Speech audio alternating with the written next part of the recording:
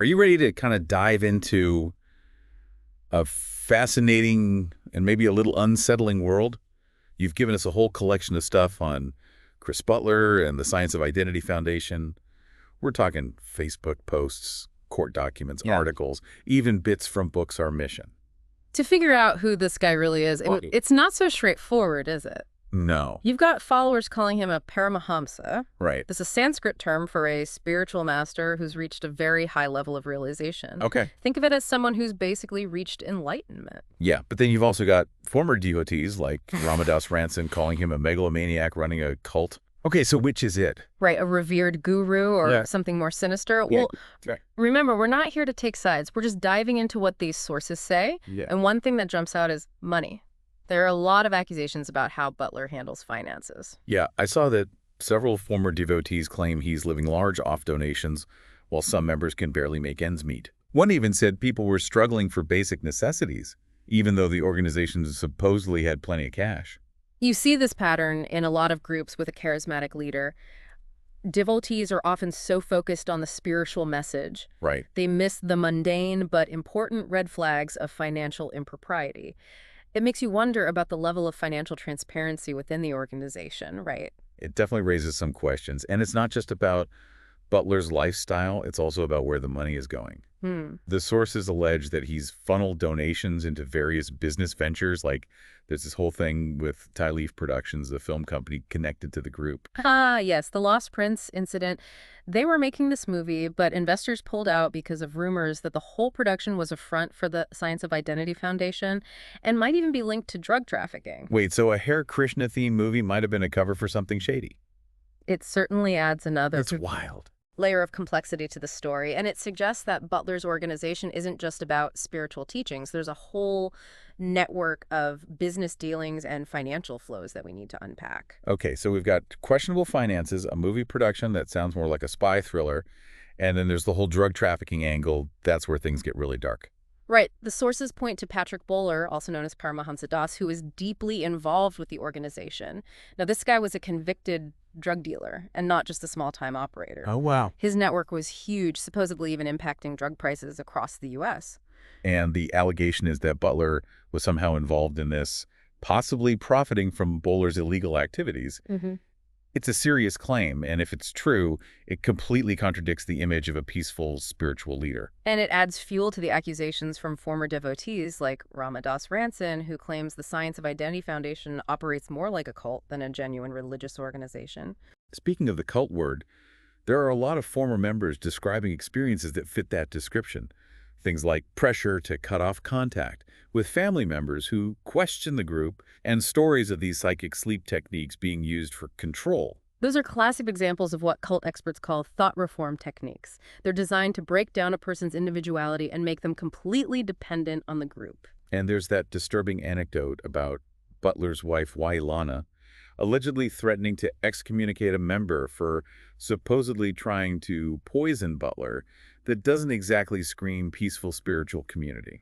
No, it certainly raises concerns about the kind of power dynamics at play within the group, and it makes you wonder if some members might be afraid to speak out for fear of retribution. Okay, so we've got potentially shady finances, alleged drug connections, and accusations of cult-like behavior.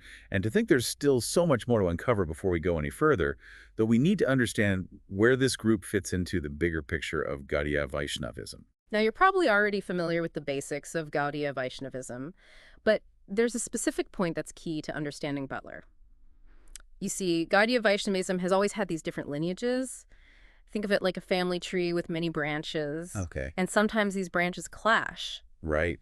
There's this historical event called the Katuri Festival. Okay, let's unpack that after a quick break. This is getting good. So this Katuri Festival was a big gathering of different Gaudiya Vaishnava groups back in the 17th century.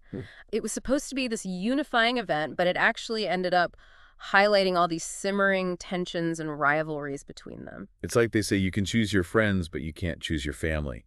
Even in the spiritual world, family drama finds a way.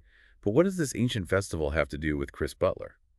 Well, it shows that this isn't some new phenomenon. These power struggles, questions of authority, and the potential for abuse within Gaudiya Vaishnavism, they've been around for centuries.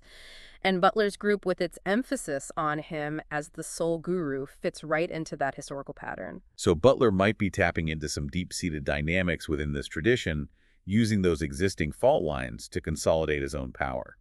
That's a really interesting perspective. And it makes you think about the responsibility of spiritual leadership. When you have that much influence over people, it's a slippery slope. Definitely. Hmm. But let's shift gears for a moment and talk about the human side of this story. We've looked at the big picture stuff, but what was it actually like to be a devotee in Butler's group? Those personal accounts are what really hit home for me. Yeah, absolutely right. The personal stories are crucial. And what we see in the accounts of former members, people like Rama Ranson, is a pattern of intense control and manipulation. They talk about a demanding lifestyle, constant pressure to conform, and the immense difficulty of leaving the group. One thing that stood out to me was the rule against associating with any other guru. That seems like a pretty big red flag. That. Absolutely. It's a way of isolating members from outside influences and reinforcing the idea that Butler has all the answers. And when you combine that with the allegations of psychic sleep techniques and other forms of psychological manipulation, it paints a pretty disturbing picture. It's like they're trying to create this bubble where Butler's word is law, and any questioning or dissent is met with punishment. And that kind of environment can be incredibly damaging, especially for people who are seeking spiritual guidance and community. It can lead to a loss of individuality, a dependence on the group for validation, and even a fear of the outside world. We've also heard allegations of financial pressure, with members being pushed to donate large sums of money or assets. It almost seems like the line between spiritual devotion and financial exploitation gets blurred in this kind of situation. That's a really important point. It's one thing to ask for donations to support a community, but it's another to create a system where people feel pressured to give beyond their means or face consequences. And that seems to be a recurring theme in the accounts we've seen. It's hard not to draw parallels to other groups that have been accused of using spiritual teachings as a cover for financial gain. The parallels are definitely there, and it underscores the need for critical thinking and a healthy dose of skepticism when evaluating any group or leader, especially those claiming spiritual authority. For sure. But beyond the financial aspect, there's also the emotional and psychological toll this kind of environment can take on people. We've heard stories of families being torn apart, friendships broken, and individuals struggling with anxiety and depression after leaving the group. It can be incredibly difficult to rebuild your life after being enmeshed in a group like this. You've often lost your support network, your sense of identity, and even your ability to trust your own judgment. It's a long and painful process of healing and reintegration. And it's a reminder that the damage caused by these kinds of groups extends far beyond the individuals involved. It impacts families, communities, and society as a whole. You're right, it ripples outward, and it raises important questions about how we can better protect people from falling prey to these kinds of manipulative tactics. Okay, so we've covered the financial, the psychological, the social impacts, but we haven't even touched on the political angle yet. Yes, the Gabbard family. This is where things get particularly interesting because it's not just about Butler and his followers. It's about how this group might be wielding influence in the political sphere. Right. I mean, the fact that Tulsi Gabbard and her father, Mike, have made significant financial contributions to the Science of Identity Foundation definitely raises eyebrows. Especially considering that Mike Gabbard claims to be a Christian, yet we have footage of him laughing and mocking Christian beliefs alongside Butler. It makes you wonder about his true religious affiliations and what his motivations might be for supporting this group. And then there's the bigger question of whether these connections have influenced Tulsi Gabbard's political career in any way. That's a question we can't answer definitively based on the sources we have, but it's certainly something worth considering, especially given Tulsi Gabbard's prominent role in American politics. It's important for voters to be aware of these connections and to ask tough questions about potential conflicts of interest. Okay, so we've got a web of interconnected issues here. Possible financial misdeeds, allegations of cult-like behavior, and now political entanglements. It's a lot to process. It is, and it's a reminder that these seemingly separate spheres, religion, money, politics, are often intertwined in ways we don't always see. And that makes it even more important to be informed, to think critically, and to question everything. This isn't just some abstract philosophical debate. It has real-world consequences for individuals and society as a whole. I agree, and I think that leads us to a crucial question. What can we learn from this? What are the broader implications of this story? I think for me, one of the biggest takeaways is the danger of charisma. Butler clearly has a powerful personality, and that seems to be a big part of his appeal. It's a double-edged sword, isn't it?